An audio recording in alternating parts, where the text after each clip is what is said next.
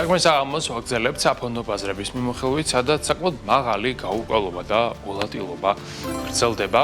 დღევანდელი დღე ცოტა იყოს და პარადოქსურია, რამდენიმე საათის წინ ამერიკულმა საფონდო ბირჟამ მიაღწია ახალ რეკორდულ მაქსიმუმს, დაახლოებით 9%-იანი ზრდა იყო და ამის შედეგად ყველა ინდექსი გაიზარდა, ხოლო ამ წუთებისათვის კორექციას ხედავთ, რომელიც ფაქტობრივად არსაიდან გამოჩნდა ბაზარზე, როგორც ხედავთ. ამ წუთებში S&P 500 0.29%-ით შემცირებული, Dow Jones 0.15%-ით, Nasdaq კი 0.24%-იან კორექციას აფიქსირებს, თუმცა მაინც დღევანდელი დღე უკვე ისტორიაში შეიძლება შევიდეს დღე, როდესაც ამერიკულმა ბირჟამ დაამყარა ახალი რეკორდი. ცხადია, ეს ყველაფერი ეს გაურკვევლობა და ასეთი მაღალი ვოლატილობა უკავშირდება ახლო აღმოსავლეთში მიმდინარე მოვლენებს და მხარებს შორის მოლაპარაკებების ხან დაწყების, ხან ჩაშლის სიახლის გავრცელებას. ჯერჯერობით ვერც ინვესტორებმა, ვერც ექსპერტებმა, ვერც ჟურნალისტებმა და ვერც პოლიტიკოსებმა ვერ გაიგეს რეალურად რა ხდება. შესაბამისად, დასკვნების გამოტანა არის ძალიან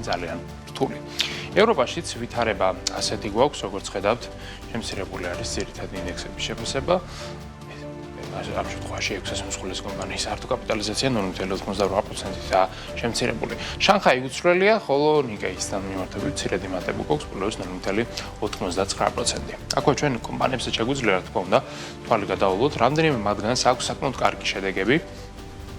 ერთ-ერთი გამორჩეული ეს არის Amazon-ი, ის 1.9%-ით გაიზარდა, ასევე კარგი შედეგი აქვს Microsoft-საც 1.9% და Vardna აქვს დღესაც -2.9%. როგორც ჩანს, ინვესტორებმა კომპანიის უშუალო ხელმძღვანელობიდან Tim Cook-ის წასვლის სიახლე მთლად დადებითად არ მიიღეს. ისედაც ყველამ კარგად ვიცოდით, რომ წელს Tim Cook-ი დათმობდა აღმასრულებელი დირექტორის პოსტს, მაგრამ მაინც როგორც ჩანს, გარკვეული სენტიმენტები აღძრა ამან, რადგანაც Tim Cook-ი არის ადამიანი, რომელმაც $350 მილიარდ ეფლი აქცია 4 ტრილიონიან კომპანიათის ისტორიაში. ყველაზე წარმატებული დანიშნული აღმასრულებელი დირექტორია, შესაბამისად, როდესაც ასეთი ზეწარმატებული აღმასრულებელი ტოვებს პოსტს 15 წლიანი მმართველობის შემდეგ, ცხადია, ინვესტორთა ნაწილი არის გულგატეხილი, შეიძლება ითქვას, რომ ცოტა არ იყოს და ნეგატიურად განწყობილი და ამიტომაც Apple-ის აქციების შეფასება დღეს სიმბოლურად ეცემა, რაც პრინციპში მოსავალდნელიც კი იყო, როგორც წესი, როდესაც ასეთი ლეგენდალური CEO ტოვებენ პოსტს, აქციები ყოველთვის ჩამოდის ქვევით. აქვე ჩვენ ენერგეტიკულ ბირჟაზე უნდა გადავინაცვლოთ, სადაც ჰორმუზის რუტის ბლოკადის გაგრძელების ფონზე გვაქვს ნავთობის ზრდა 3%-იანი და Brent-ის ფასი შეადგენს ამჟამად $98.9, WTI-ის ფასი არის $90.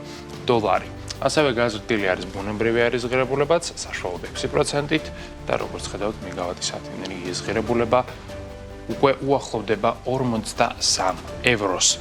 ოქრო და ვერცხლი არის გაიაფებული, ოქრო 2%-ით, ვერცხლი 4%-ით და უნცია მეტალის ფასი შეადგენს $4,703. როგორც ხედავთ, ოქროს ერთწლიან პერიოდში აქვს 42%-იანი ზრდა, ხოლო ვერცხლს მაინც აქვს პლუს 125% მიუხედავად დღევანდელი კორექციისა.